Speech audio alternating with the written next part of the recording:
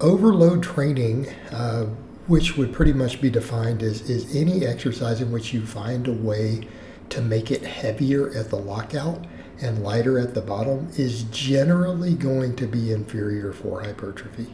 Okay, and the reason we say this is that there's such an enormous growth response on most exercises at the bottom of the lift that when we do this, we're really taking a lot out of it. And again, I understand how popular this has become due to equipped powerlifting, the powerlifting world, everything else. You know, and then people will also point out, well, this person did it in the sport of powerlifting and they made great results, but it's like, okay, but was their overall programming good? Yes. Did they have great genetics for size and strength? Yes.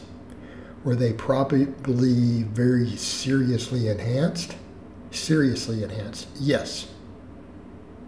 So when you look at it that way, and they trained hard, so of course they got great results. But here's the thing that I would say to most people.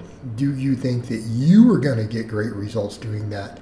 Or do you think if you are struggling to get amazing gains, that you might not be in the top 1% genetically? I'm just going to say, if you're out here trying to find new methods to gain muscle mass because you're struggling with it, odds are, I'm just going to be honest, you are probably not in the elite top percentile genetically. You probably aren't. Doesn't mean you don't have good genetics or decent genetics. You very well might. But just put that into perspective with these topics. Okay? If you are not extremely gifted, you probably need to be a little smarter with your training. You probably shouldn't be doing things that reduce your muscle growth versus what they could be on a set for set basis, you know, by 10%. Right? You can't afford that. That's not a good idea. It's already hard enough for most people to gain the muscle they want to gain. It already takes a long enough time.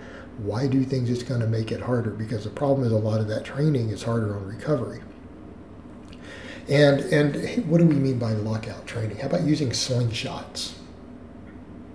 How about using, even bands, chains, boards where you're doing partials to skip the bottom? How about when people help you out of bottom of lifts? How often do we see this? People are standing there and they got a spotter helping. I see it on seated shoulder presses, flat dumbbell presses. Okay? I see it on curls. See, I've seen it on preacher curls. Like, what? I mean, do we see a problem here? What do those exercises all have in common? They all have the ability to put a deep stretch on the muscle. Okay? There's a reason a lot of bodybuilders and people do like dumbbells. There's a reason they like preacher curls. They stretch the muscle. Right? With a dumbbell, we can get deeper. So that's the difference with a lot of that. The ability to get slightly deeper is the advantage they offer. Oftentimes it's reduced loading. You oftentimes will have even reduced loading due to balancing because you have to stabilize it more. Those are oftentimes potentially negatives. But that ability to get into those deeper stretch positions can be worth something. So when you have people help you out at the bottom, what do you think happens? What do you think happens? You are removing the largest benefit. But then people are like, but if it's heavier at the top, it's going to make up for it. You sure about that? I don't think the data suggests that. What you're doing is just making the exercise easier. And then you're fooling yourself. And then the problem, once someone has had someone help them do that, then they expect that they need it every time because their ego won't let them do it. Right? If they've been doing seated shoulder presses with 55s, they don't want to go down to 40s. They want to stick with those 55s and even do slightly partial reps and have someone tap their elbows at the bottom. Because now their ego demands it. But the reality is if they went down to 40s and just went even a couple inches deeper than they were doing even before the elbow tap, they would probably have better shoulders. Same thing with your benching. You know, once you're used to using those hundreds and having someone help you on every rep, you don't want to go down to 80s. But if you did and you just went deeper, you would probably have a bigger chest. Okay, therein lay the problem. Same thing, you know, people, they get used to that slingshot and they're like, oh man, I put this slingshot on it, and then they do a touch and go with it or a bounce on top of it, and it already unloads the weight at the bottom.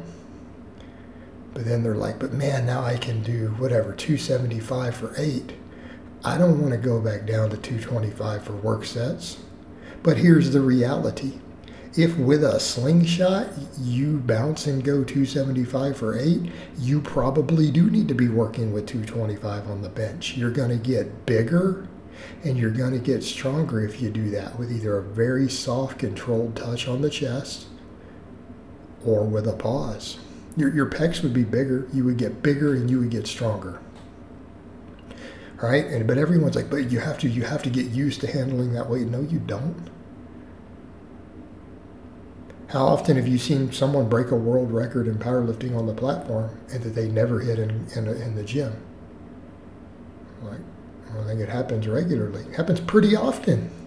I'm going to say the majority of world records were broken on the platform before they were able to do it in the gym. They trained hard in the gym, and then at competition time, they hit a PR. That's actually pretty normal. So if that was the case, and you have to get used to the weight, then no one would ever do that. But it actually is the majority. Not saying there aren't exceptions, but I bet you it's at least 70%, if not higher. But if the other was true, that wouldn't be the case. If you have to get used to a weight, you would never be able to hit a PR either. You would never hit a PR. The only way you would ever go up 10 pounds or 20 pounds on a lift is if you did partials with it first. You would never ever be able to do it. See how silly that is? It's not true. Just get bigger, just get stronger. But again, we come over to bodybuilding purposes. This whole idea of doing anything that unloads the bottom, given how robust the muscle growth response is in those lengthened positions on muscles, is really ludicrous. It really is a silly idea. And I would go so far as to say that if anybody is helping you lift out of the bottom, on any exercise where you can get a pretty good stretch at the bottom, anyone who helps you lift the reps out of the bottom is literally stealing your gains. Okay? They are stealing gains from you by doing that. Because those positions are worth that much. It's costing you. So even if you're like, but I reached failure, but did you really reach failure? You reached some strained reps while making the hardest part easy, so you didn't really fatigue those fibers, did you? And then the person helped you on the final rep. No, I don't think that you did at all. All right, guys, but that's really all I have to say on that today. I hope it's been informative, and I'll talk to you guys and gals next time.